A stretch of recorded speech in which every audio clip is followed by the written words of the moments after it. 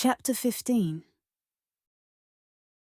Mikhail quickly donned his sweatpants and padded barefoot across the penthouse, returning with 2 steaming mugs of freshly brewed tea. Isabella had adjusted the cashmere throw around herself, feeling disadvantaged without her clothes, which were now a shredded pile of fabric on the floor. She accepted the mug with a quiet thank you, grateful for something to occupy her hands. The silence between them felt weighted with unspoken questions. Isabella sipped the hot tea, allowing its warmth to spread through her, a counterpoint to her vulnerability after their passionate encounter. Mikhail settled beside her, leaving a respectful distance despite their shared intimacy. He nodded, showing unexpected patience. "Ask me," he said simply. "Anything you want to know." Isabella took a steadying breath, and then another sip of tea as she considered her options. She opted to be direct. Her legal mind was reasserting itself, seeking logical foundations in a situation that defied conventional understanding.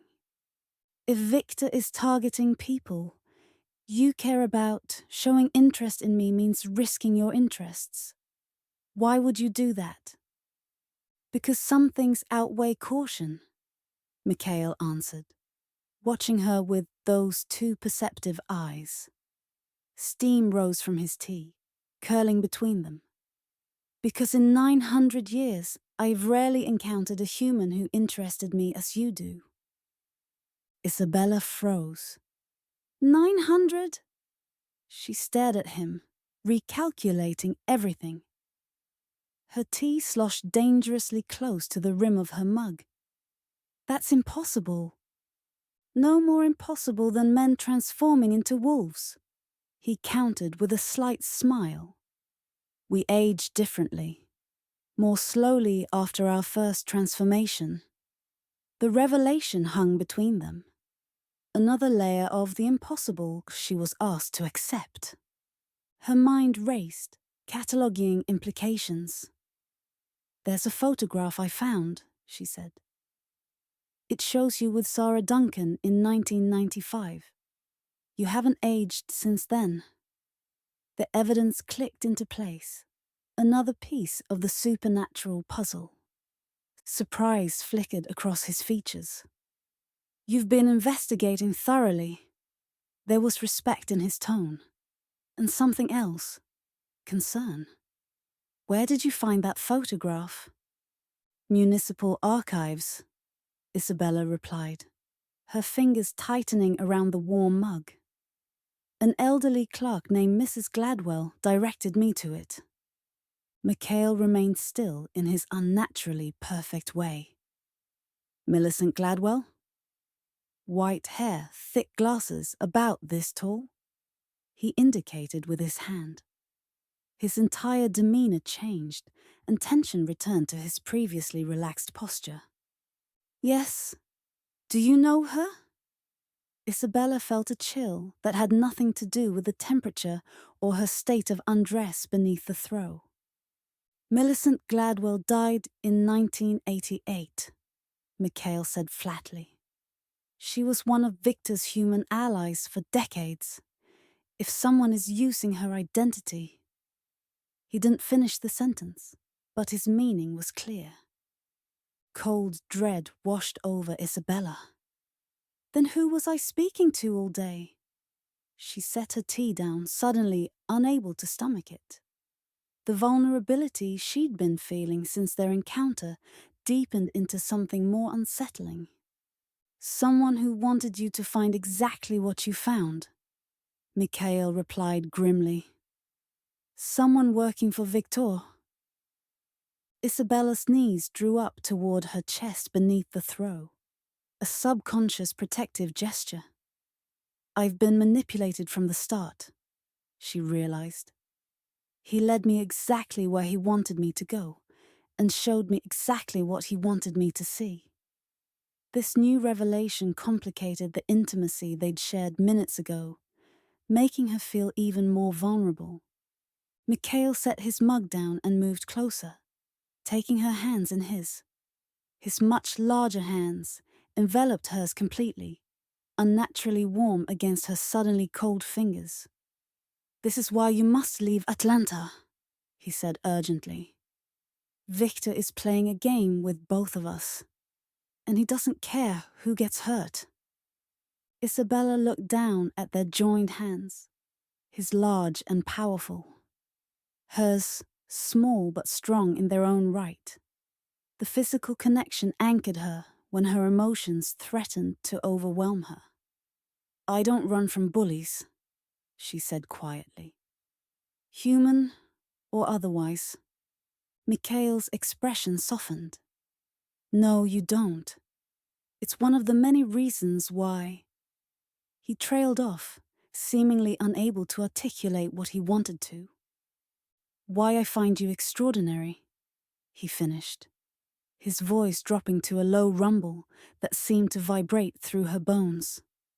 Isabella looked up, meeting his gaze directly.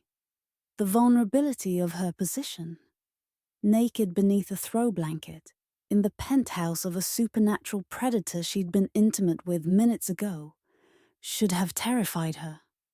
Instead, she felt a strange calm settling over her, the kind that came with absolute clarity. "If Victor has been manipulating me from the beginning, then he wanted me to find you," she reasoned. "The question is why." Mikhail released her hands reluctantly and stood, moving to the floor-to-ceiling windows overlooking Atlanta's glittering skyline. The city lights cast him in silhouette, his powerful frame outlined against the darkness beyond. For a moment, he seemed to belong to both worlds, the civilized urban landscape and something far more primal. "Victor believes in keeping bloodlines pure," he said finally. "In his 9 centuries, he's eliminated countless werewolves who formed attachments to humans. It's why he killed Sarah. When she was young, she and I had become close." The implication settled over Isabella like a cold shroud.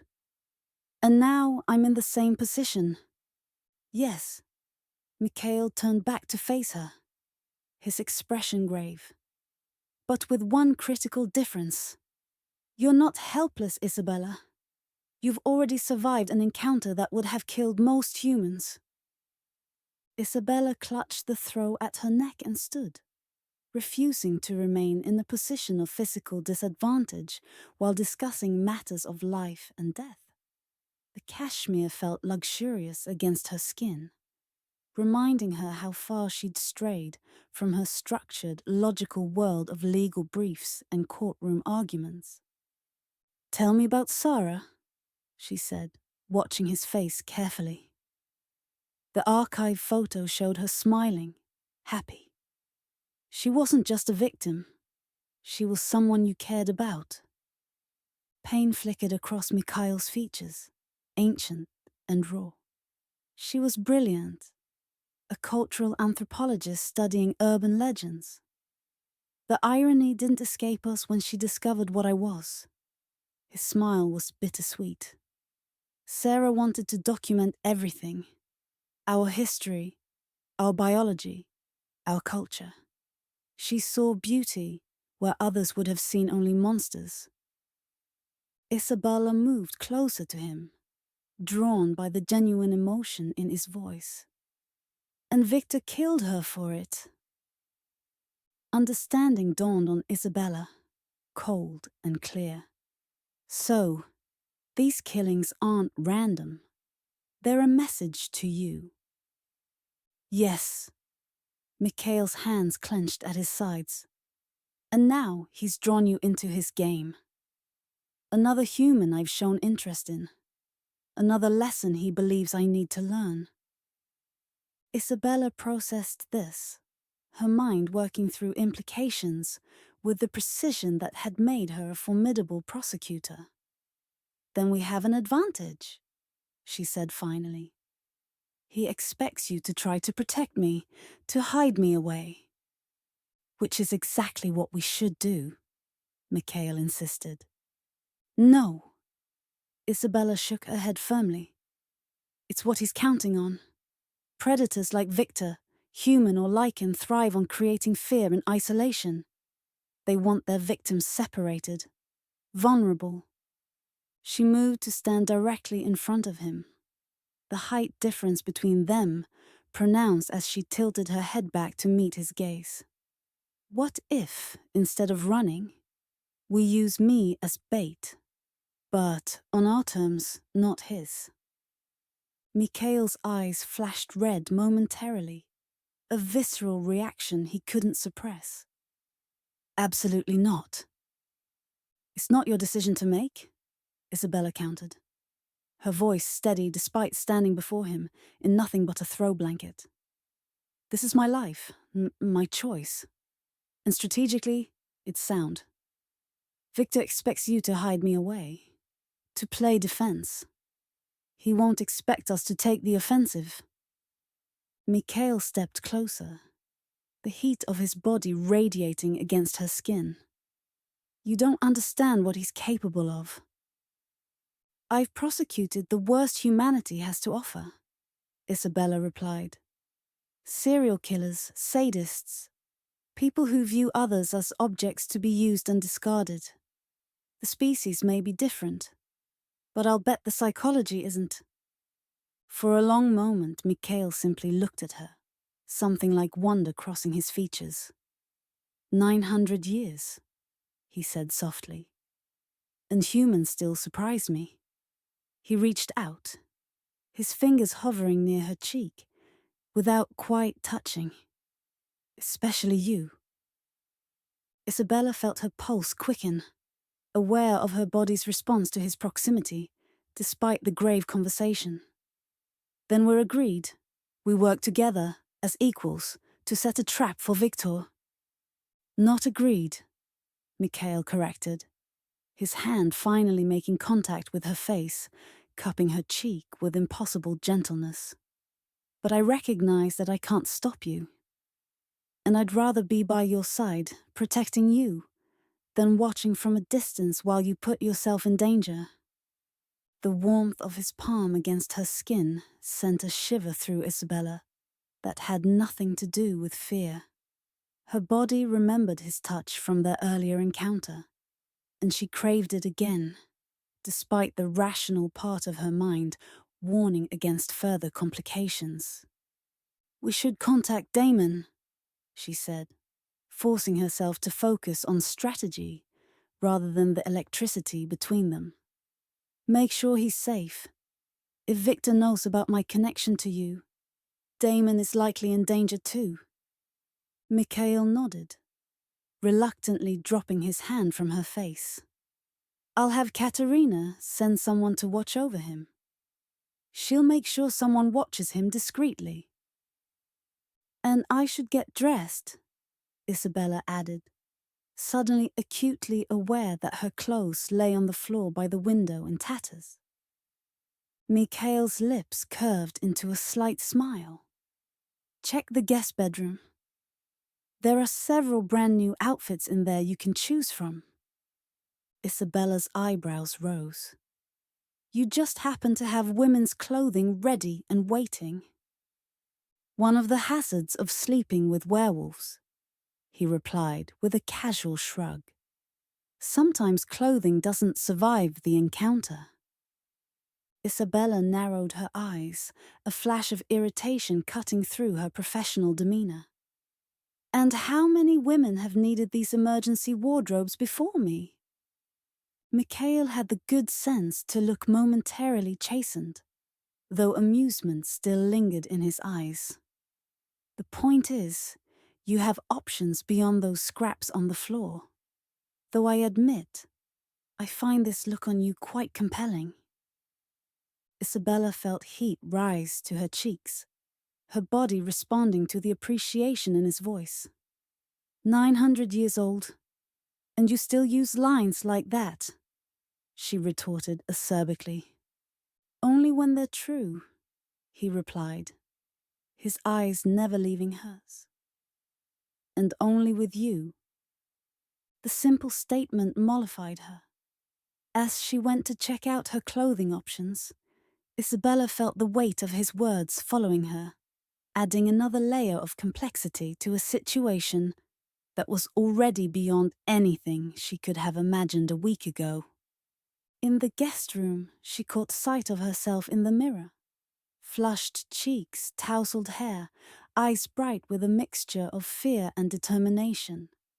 Looking back at her, the woman was still Isabella Santos, assistant district attorney.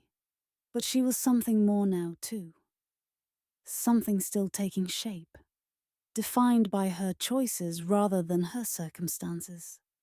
She quickly selected an outfit from the closet that looked like it would work, and a fresh set of lingerie from a drawer, refusing to dwell on who else might have used these accommodations. As she dressed, Isabella made a silent vow to herself. Victor wanted to use her as a pawn in his game against Mikhail. Instead, she would become the most dangerous piece on the board, the one he never saw coming until it was too late.